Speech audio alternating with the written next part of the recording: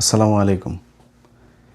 শেখ হাসিনার একটা বক্তব্য আপনারা সম্প্রতি শুনেছেন সবাই, যে তিনি দেশে আসবেন, আসার পুরো প্রস্তুতি তাদের হচ্ছে। এর মধ্যে তার আশপাশের যেসব নেতারা আছে, জাহাঙ্গীর কবির নানক, তারপরে আরও বেশ কয়েকজনের ফেসবুক পেজে তারা পোস্ট করেছে যে তারা আসার প্রস্তুতি নিচ্ছে। গাজীপুরের সাবেক মেয়র জাহাঙ্গীর, সেও পোস্ট করেছে যে তারা পূর্ণ প্রস্তুতি নিচ্ছে। নেতাদেরকে ঘোষণা দিয়েই তাদেরকে প্রস্তুত থাকার জন্য আহ্বান জানানো হচ্ছে। বাংলাদেশে থাকা বেশ কিছু সাংবাদিকও তারাও এই একই ধরনের কথা বলছে। আসবে 6 মাসের মধ্যে, আসবে না। গোলাম ময়লা রনি সে নিজেই করেছে, শেখ হাসিনা আসবে, তবে 6 মাসের মধ্যে না, 6 মাসের পরে আর কি আসছে। তো আমার কাছে বেশ কয়েকজনের সাথে এই বিষয়টা নিয়ে কথা হয়েছে। আমার একজন, আমি নাম বলছি না, যে কোনো একজন খেলোয়াড়, আপনারা হয়তো বুঝে যাবেন, তিনি তার এক ঘনিষ্ঠ একজনের কাছে তিনি বলেছেন যে হঠাৎ করে তিনি আওয়ামী লীগের প্রতি এত প্রকাশ্যে আওয়ামী লীগের কথা বলছেন কেন, যে তিনি আওয়ামী লীগ করেন। আপনারা জানেন যে কে বলেছেন। তো তিনি তখন, যেহেতু ধরেন বাহ্যিকভাবে আমরা এখন যা দেখছি আওয়ামী লীগের, আওয়ামী লীগের তো ব্যাক করার কোনো সুযোগ, মনে করেন দেশে এখন বিএনপি কথার কথা থাকলো না, 6 মাস, 1 বছর, 1.5 বছর পরে মনে করেন বিএনপি থাকলো না, যদিও সেটার কোনো সুযোগ নাই। কারণ হয়েছে যে প্রধান বিরোধী দল যারা এখন আছে, আমি যতটুকু জানি, প্রধান বিরোধী দলের সাথে সরকারি দলের টাই খুবই চমৎকার, এবং তারা মিলেমিশেই তারপরে দেশ চালাচ্ছে। অনেক ক্ষেত্রে অনেক বিরোধিতা আপনারা যেগুলো দেখছেন সেটা আসলে বিরোধিতা না, কিছু কিছু ক্ষেত্রে তো হচ্ছেই, কথার এদিক ওদিক তো মতের অমিল থাকবে, সেটা খুবই স্বাভাবিক। কিন্তু আপনার মোটা দাগে যদি বলা হয়, দুই দলের ভেতরেই একটা সুনির্দিষ্ট আপনার পলিসি আছে, যে পলিসির বাইরে তারা যাবে না। অতএব বিএনপিকে সরানোর সুযোগ প্রধান বিরোধী দল যেহেতু সেটা চায় না, সো অন্য কেউ এসে তারপরে এই মুহূর্তে একটা আন্দোলন করে বা বিশাল কিছু করে তারপরে বিএনপি ক্ষমতা থেকে চলে যাবে, এই সুযোগটা আমার মনে হয় নাই। তো সেই ক্ষেত্রে মনে করেন কথার কথা, বিএনপি থাকবে না 6 মাস, 1 বছর, 1.5 বছর পরে, তাহলে হোয়াট ইজ নেক্সট? আপনার কি মনে হয় যে এই আওয়ামী লীগ তারপরে ক্ষমতায় আসবে, বিএনপি মনে করেন চলে গেল, বা বিএনপি বললো যে আমরা আরেকটা নির্বাচন দিব, দেশের অর্থনৈতিক অবস্থা মিলায় আমরা খুব একটা ভালো শেপে নাই, আমরা একটা গণভোট দিলাম বা আরেকটা নির্বাচন দিলাম, দিয়ে তারপরে তারা একটা কিছু করলো? অথবা কথার কথা মনে করেন যে সেনা শাসন আসলো, অন্য কিছু আসলো, তারাও যদি এসে আওয়ামী লীগকে এখন ক্ষমতায় বসাইতে চায়, বাংলাদেশের মানুষ কি সেটা মেনে নেবে? অনেক বিরোধিতা আছে। মনে করেন আমি ডক্টর ইউনূসের অনেক কিছুতে আমি খুবই কষ্ট পেয়েছি, খুবই তাকে আমরা সবাই চেয়েছি 5 বছর, 10 বছর, 20 বছর সে থাক। আমি নিজে বলেছি, কয়েকবার বলেছি, সেই ব্যক্তি শেষ সময় পর্যন্ত এসে যত দিন যাচ্ছিল তত মনে হচ্ছিল যে এই কাজগুলো হচ্ছে না। বলেন বিডিআরের মানুষগুলো এখন পর্যন্ত, সেই বিডিআরের লোকগুলো জেলখানায় কেন? আলেমদের অনেকে এখন পর্যন্ত জেলখানায় কেন? এই কাজগুলোতে সে শেষ করে দিয়ে যায় নাই। অতএব এগুলো যত দিন যাচ্ছিল তার প্রতি আমাদের আস্থা তত বেশি সংকট তৈরি হচ্ছিল। তো এই কাজগুলো হচ্ছিল। তারপরেও মনে করেন ডক্টর ইউনূসের সাথে আমি তারে পছন্দ করি না এখন, কিন্তু শেখ হাসিনার প্রশ্নে কি ডক্টর ইউনূস আর আমার মধ্যে কোনো পার্থক্য আছে? আমি একই জিনিস চাই। আমি বিএনপির এখন অনেক কিছু দেখতে পারি না, বাট বিএনপি জামাতের মনে করেন অনেক কিছু দেখতে পারে না, কিন্তু শেখ হাসিনার প্রশ্নে বাংলাদেশের মানুষ এক, এটা কিন্তু আপনাকে আবার বুঝতে হবে। এনসিপি যত কিছুই করুক, যত ধান্দাবাজি চান্দাবাজি যত কিছুই করুক, পাশার চামড়া যে লাল হয়ে যাবে যদি আসে, আপনার এই আওয়ামী লীগ ব্যাক করে, সেটা কিন্তু তারা ঠিকই বোঝে। অতএব এরকম কোনো কিছু হলে সবাই এক হয়ে যাবে। সো সেই সুযোগটা নাই। তারপরেও কিছু একটা হচ্ছে, যে কারণে সব দিক থেকে আওয়াজটা একই রকম হচ্ছে। আপনারা শেখ হাসিনার যে বক্তব্য শুনেছেন, তার নেতাদের ফেসবুকে যে পোস্ট, তারপরে বাংলাদেশের কিছু সাংবাদিক, যে যারা কথিত নিরপেক্ষ সাংবাদিক হয়েছে এখন, অনেক নীতির কথা, জেলখানা থেকে যেই সাংবাদিকরা এই দেশের অনেক আকাম কুকামের সাথে এই হাসিনার 3 তারিখ 4 তারিখেও যারা কিনা ছাত্রদেরকে নিধন করার জন্য যারা শেখ হাসিনাকে কুপরামর্শ দিয়েছে, তাদেরকে বাঁচানোর জন্য এখন এই সাংবাদিক প্রতিনিধি যাচ্ছে তারেক রহমানের সাথে দেখা করতে, এবং হয়তো তাদের ব্যাপারে মনে হয় তারেক রহমান নমনীয় হয়ে কিছু একটা করেও দিতে পারেন, এটা অবিশ্বাস করার কোনো কিছু নেই। অন্যদিকে যারা বিচারক আছেন বা অ্যাটর্নি জেনারেল সহ আরও এই সরকারের যত চেয়ারগুলো আছে এই আইন মন্ত্রণালয়টা দেখার বা জামিন টামিনগুলো দেখার, এরা তো এদের মতো মানে এটা নিজের মারেও বেচা দিতে পারবে। বাংলাদেশের যে বিচারক, এরকম অনেক বিচারক আছে, অনেক ভালো মানুষ, তাদেরকে সম্মান জানাই, বাট এই দেশে অনেক বিচারক আছে ওর মারেও বেচা দিতে পারবে। এরা মানুষের জীবন নিয়ে খেলা করে। এই যে আজকে এই যে রাইসা নাকি একটা মেয়ের ব্যাপারে শুনছেন না, আমি এটা নিয়ে খুব বড় কিছু মনে করি না, এটা খুব স্বাভাবিক।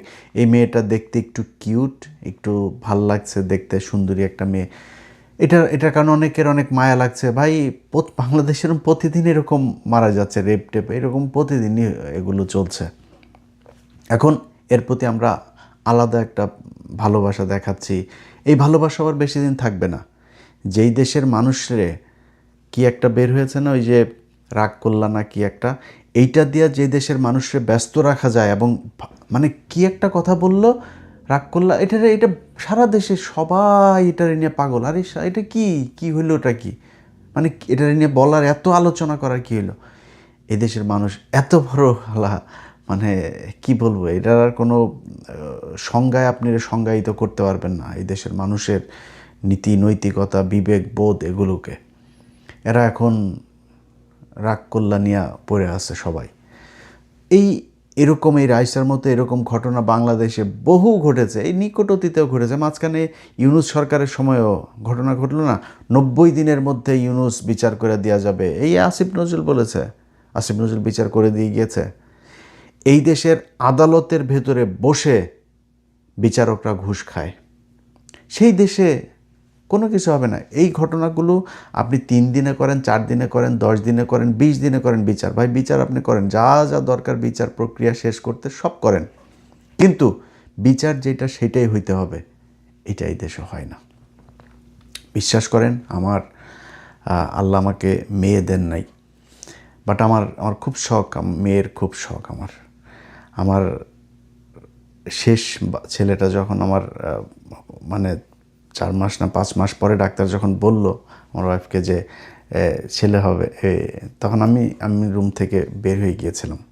আমি ওই দিন সারাদিন আমার ওয়াইফের সাথে কথা বলি নাই, মানে আমি চেয়েছিলাম যে আল্লাহ একটা মেয়ে দিক। এখন চাই না, একদম সত্যি কথা চাই না। চারিদিকের এই অবস্থা দেখে এখন আমি আর চাই না আল্লাহ যেন মেয়ে না দেন। কারণ আজকে যেই মেয়েটা মারা গিয়েছে, এই মেয়েটার মতো এরকম অসংখ্য মেয়ে কালকে হবে, পরশু হবে, 1 বছর পরে হবে, 2 বছর পরে হইতেই থাকবে, চলতেই থাকবে। বিচার আজকে আপনি যেটা নিয়ে আলোচনায় আছেন, এটার বিচার মানে শেষ প্রক্রিয়া পর্যন্ত আমরা এই আলোচনায় থাকি না, এটা খোঁজও রাখি না। এর আগের ঘটনাটা দেখেন, এই রাইসার আগের ঘটনা যেটা ছিল সেটার খোঁজ আমরা রাখি, এর খোঁজও আমরা রাখবো না। 2 দিন পরে থাকবে না এটার খোঁজ, আরেকটা ঘটনা ঘটবে, সেই ঘটনায় আমরা হারায় যাব এটা নিয়ে ওইদিকে। আরে ভাই, আওয়ামী লীগের লোকজন যারা কিনা জুলাই আগস্টে এতগুলো মানুষকে মারল, সেই মানুষগুলোরে আমরা এখন সব নাকি পত্রিকায় নিউজ হয়, কাকে নাকি কে নাকি কি ব্রেন টিউমারে মারা গিয়েছে, তাকে জুলাই যোদ্ধা হিসাবে শহীদ হিসাবে দেখানো হয়েছে, ওইটাই খালি খবর। এই দেশে 1400 মানুষ মারে নাই এরা জুলাই আগস্টে, সব মিথ্যা কথা। আমরা এই যে যা দেখেছিলাম একদম সরাসরি বন্দুক টন্দুক নিয়ে যা যা করছে, পুলিশ নিজে বলছে একটারে মারলে আরেকটা সরে না, সব মিথ্যা কথা। অথচ তারা আলোচনায় নিয়ে এসেছে ওইটা। আওয়ামী লীগের লোকজনরা তারা এখন ধুমায়া সবাই জামিন, টাকা মাল বিচারক পর্যন্ত মাল দিতে পারলে সব ছেড়ে দিচ্ছে। যদি বিচারক নাও দেয়, তার উপরের এক জায়গায় গেলে সেখানে মনে করেন কোনো এক মন্ত্রীরে ধরতে পারলে তারে দিয়ে দিচ্ছে, বিএনপির এক নেতারে ধরতে পারলে তার কাজ হয়ে যাচ্ছে। কোনো বিচার কোনো কিছু এই দেশে নাই। যেই দেশের এজলাসের মধ্যে বৈশা ব্যাগে করে, আমি নিজে দেখেছি, নিজের চোখে দেখেছি। এই 21শে টেলিভিশনের চেয়ারম্যান তিনি যখন জেলখানায় ছিলেন, কত চেষ্টা করা হয়েছে তাকে জামিনের জন্য। জায়গা এইখানে টাকা, ওইখানে টাকা, মাল নেয়, একটাই দেয় আরেকটায় আটকায়, এই করে সেই করে, আজকে না কালকের। নিজের চোখে দেখেছি ব্যাগে করে টাকা দিতে হয়েছে তাদেরকে। বিচারকরা টাকা খায় এইভাবে। যেই দেশের এজলাসের মধ্যে বসে বিচারক টাকা খায়, ওই দেশে আপনি কিসের কোনোটারই পাবেন না, কোনোটারই বিচার পাবেন না। এটা তো নাই, কোনো বিচারই পাবেন না। তো এখন এই আওয়ামী লীগের লোকজনগুলোকে দেদারসে যেইভাবে রে আপনার, ওর নাম কি, এই চিন্ময় দাসের ছাড়ার জন্য পাগল হয়ে গিয়েছে। তারপরে আওয়ামী লীগের স্পিকারের ধরার 1.5 দিনের মাথায়, বাবা রে বাবা কি স্পিড! একটা জামিন আদেশ হইলে মানে আইজি প্রিজন পর্যন্ত ফোন করতে হয়েছে আমার। আইজি প্রিজন পর্যন্ত, জেল সুপার, জেলার মেলার সব টপকায় যায়, হয় না, কাজ হয় না, আইজি প্রিজনের কাছে যাইতে হয়। ডিজিএফআই চিফ, ওই বিডিআরের ডিজি, ওরে ফোন করে তারপরে করতে হয়। আর 1.5 দিনের মাথায় একদম স্পেশাল কোর্ট টোট বসায়া বাবারে জামিন হয়ে গেল স্পিকার। তারে স্পিকার কই ছিল জানেন? স্পিকারের কোত্থেকে ধরছে এটা আর বললাম না। স্পেশাল ট্রিটমেন্ট দেওয়া তাকে রাখা হয়েছে, স্পেশাল ট্রিটমেন্ট দেওয়া এজলাস বসানো হয়েছে, তারপরে রায় দেওয়া হয়েছে স্পেশাল ক্যাটাগরি, তাকে দ্রুততার সাথে তাকে বের করে দেওয়া হয়েছে। কেন? আজকে বিএনপি যদি মনে করে যে 15 বছরের কথা তারা সব ভুলে গিয়েছে, এবং ভুলে যেয়ে তারপরে আওয়ামী লীগকে আবার পুনর্বাসিত করে তারপরে তারা শান্তিতে থাকবে। চিটাগাঙে দেখছেন না কালকে কী ঘটনা ঘটেছে?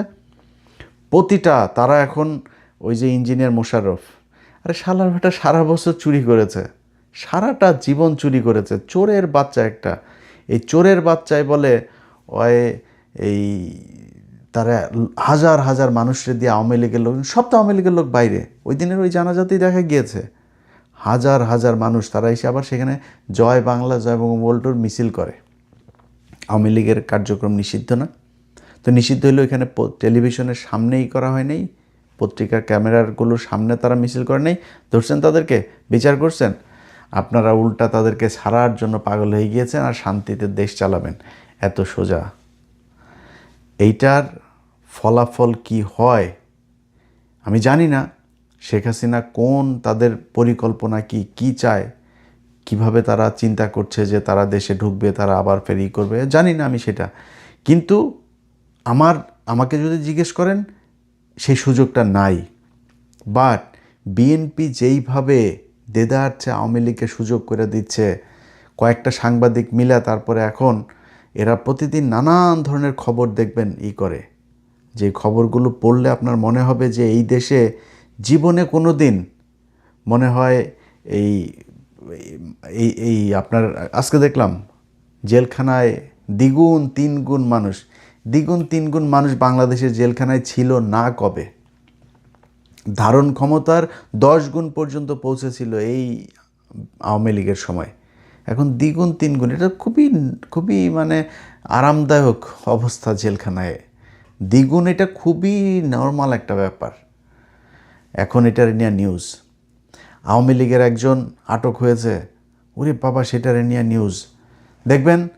কালকে কারো মৃত্যু কামনা করি না, কালকে ওবায়দুল কাদের মারা যাবে, তার লাশ নিয়ে আসতে চাবে দেশে, এবং বিএনপি হয়তো অ্যালাউ করবে, আনার পরে সেটার নিয়ে বিশাল এক হবে, কারণ মৃত্যুর পরে তো আর তারা অ্যারেস্ট করতে পারবেন না, তখন তারা লাশ নিয়ে আসবে, এসে তারপরে সেটার নিয়ে একটা গ্যাদারিং করবে, ওইটার বিএনপি আবার অ্যালাউ করবে, অ্যালাউ করে দিয়ে তারপরে তাদেরকে মিটিং মিছিল টিছিলগুলো করতে দিবে, এরকম হবে। তো এখন একদম মানে অনেক কিছু গেল। 2টা বছর কি হয়েছে জানেন, মানে আওয়ামী লীগ শুনলেই সাপের মতো ফোঁস করে উঠতাম, আরে এই আওয়ামী লীগ করে, ওই আওয়ামী লীগ, সব কিছু নিয়ে খুব মানে তৎপর ছিলাম। বাট এই মানে কুকুর ছানারা যে 15 বছরে যে ওদের শিক্ষা হয় নাই, এটা ভাই বুঝতে পারি নাই। এটা যদি বুঝতে পারতাম তাহলে আজকে এই আবার ফের এই অর্থ সংকটে থাকতে হইতো না। কিছু টাকা পয়সা কামাই নিতাম, কামাই তারপরে দেশে যায় একটা ব্যবসা ধরতাম, একটা টেলিভিশনের টিয়ে নিয়ে ওইখানে বসে তারপরে চাঁদাবাজি করতাম। ওরা যে এরকম জাউরামি করবে এটা জানলে তাহলে নিজের মানে আখের নিজে গুছাইতাম। বাট এক জায়গায় নীতির জায়গায় ছিলাম। গ্রামের খুব গরিব মানুষ, একটা পুলিশের কনস্টেবলের চাকরি নেবে, আমি বলছি ভাই দেখ এই সরকারটা যাক, এটা নর্মাল সরকার আসুক, তারপরে দেখব না। 2 বছর এত এই আওয়ামী লীগের প্রশ্নে এত নীতি দেখিয়েছে, অথচ ওদের পাছার চামড়া লাল করেছে। ওরা বের হয়ে এখন ওরা দোষ খোঁজে হইলে গিয়া জামাতের যায়, আওয়ামী লীগ ওদের বাপ এখন। এই অবস্থায় চলছে, যে কারণে এখন একটু ধৈর্য ধরে আছে। খুব খারাপ লাগে কিছু কিছু জিনিস দেখলে ভাই, খুব কষ্ট পাই, বাট একদম চুপ করে আছে, কিচ্ছু বলি না। আল্লাহ এই 15 বছরে তোদেরকে এই যে শাস্তি দিয়েছে এটা দেওয়ার পরে তোদের যেহেতু শিক্ষা হয় নাই, আল্লাহর কাছে দোয়া করি। এতদিন দোয়া করতাম আল্লাহ জীবনে হাসিনার পতনটা দেখাই দেয়, ওদের পতন তো দেখলাম, তো তোদেরকে আল্লাহ যেন ওইরকম একটা বিপদে ফেলে তারপরে যেন ওই দিন আবার বলার যেন আল্লাহ সেই আল্লাহ যেন সেইটু সুস্থ রাখেন, বাঁচিয়ে রাখেন, তোদেরকে যাতে বলে যাইতে পারি। এত অমানুষ তোরা, এটা যদি বুঝতাম তাহলে নিজের পরিবারের, নিজের ক্যারিয়ার, নিজের এত কিছু নষ্ট করতাম না। আওয়ামী লীগের সময় আমি বাংলাদেশে খারাপ ছিলাম না, তো ভালোই ছিলাম। সমস্যা কি? এগুলো নিয়ে এত গ্যাঞ্জাম, এত কিছু করার দরকার ছিল নাকি? যাই হোক ভাই, যেটা বললাম, আওয়ামী লীগের ব্যাপারে সাবধান হয়েন। যা কিছু বলি কোনোটাই বিএনপির বিরুদ্ধে না, জামাতের বিরুদ্ধে না, কারোর জন্য না। বাংলাদেশের জন্য ইন্ডিয়া যতটা ভয়ঙ্কর, আওয়ামী লীগ ততটা, এরা দুইটা একই জিনিস। এই কারণে এদের ব্যাপারে খুব তৎপর থাকি সব সময়। আপনারা থাকেন এই দেশের জন্য, এই দেশটার জন্য, এই আওয়ামী লীগ থেকে এই দেশকে বাঁচাইতে হবে। এদেশের রাজনীতি, এই দেশের অর্থনীতি, এই দেশের সামাজিক অবস্থা যদি আওয়ামী লীগ থেকে বাঁচাইতে পারেন, দেশ বাঁচবে। আজকে দেখেন বিএসএফ বিডিআরের, দেখেন বিডিআর পাল্টা সেখানে করেছে, কী হয়েছে? তাই বাংলাদেশ দখল করে নিয়েছে। কিছু কিছু শুয়োর ছানারা আছে এরকম, ভাই আমরা তো 3 দিকে, আমরা ইন্ডিয়ার সাথে কি করে, তাহলে তোর বাড়ির মহিলা যেটি আছে ওগুলো নিয়ে ওইখানে ইন্ডিয়ার ওদের সাথে যায় ওই যে শঙ্খ খেলতে দেওয়া যায়। যদি 3 দিকে থাকতে আমার এই ইন্ডিয়ার চাপ সহ্য করেই থাকতে হয়, তো আমার পাকিস্তান সমস্যা ছিল কি? পাকিস্তানের সাথে থাকলে তো আর ইন্ডিয়া করতে পারতো না। তা পাকিস্তানের সাথে পাকিস্তান কী করছে আমাদেরকে? 1947 থেকে 1971 সাল পর্যন্ত এই দেশে এই যতগুলো বিশ্ববিদ্যালয়, ঢাকা বিশ্ববিদ্যালয় ছাড়া জাহাঙ্গীরনগর, বুয়েট, এই ভিকারুননিসা স্কুল, এই নটরডেম কলেজ, এই মানে রেসিডেন্সিয়াল কলেজ, তারপরে Salimullah medical, Rangpur medical, Rajshahi medical, Mymensingh medical, Chittagong medical, সব জাহাঙ্গীরনগর ইউনিভার্সিটি, সব কিছু পাকিস্তানিরা করেছে। এই কমলাপুর, এই বায়তুল মোকাররম মসজিদ, এই সংসদ ভবনটা সব পাকিস্তান করে দিয়ে গেছে। তো সমস্যা ছিল কি? এগুলো ইন্ডিয়া ইচ্ছা করে এই কৃত্রিমভাবে আমাদের সাথে পাকিস্তানের সম্পর্ক নষ্ট করে আমাদেরকে এইভাবে শোষণ করার জন্যই তারা এটা করেছিল। এবং সেটা 15 বছর আমরা বুঝতে পেরেছি ভারত কিভাবে আমাদের শোষণ করে। তো এই জায়গাগুলো ভাই, যাই হোক, মানে আমাদের কপালে ছিল যেটা, সেটা হয়েছে। বাট এখন দেশটা যাতে অন্তত আমরা মানে ন্যূনতম আমাদের যেই সার্বভৌমত্ব সেটাকে টিকে সেইটুকু সম্মান নিয়ে থাকতে পারি, সেটার জন্য যা করার দরকার তাই করতে হবে। এখন সুযোগ আছে আমাদের, আমেরিকা হোক, চীন হোক, পাকিস্তান হোক, টার্কি হোক, যেই দেশের সাথে আমাদের প্রয়োজন, আমাদের পররাষ্ট্রনীতি সেভাবে সাজাইতে হবে। আমাদের শত্রু ভারত, এছাড়া আমাদের পৃথিবীতে কোনো শত্রু নেই, এটা মাথায় রাখতে হবে। আল্লাহ হাফেজ।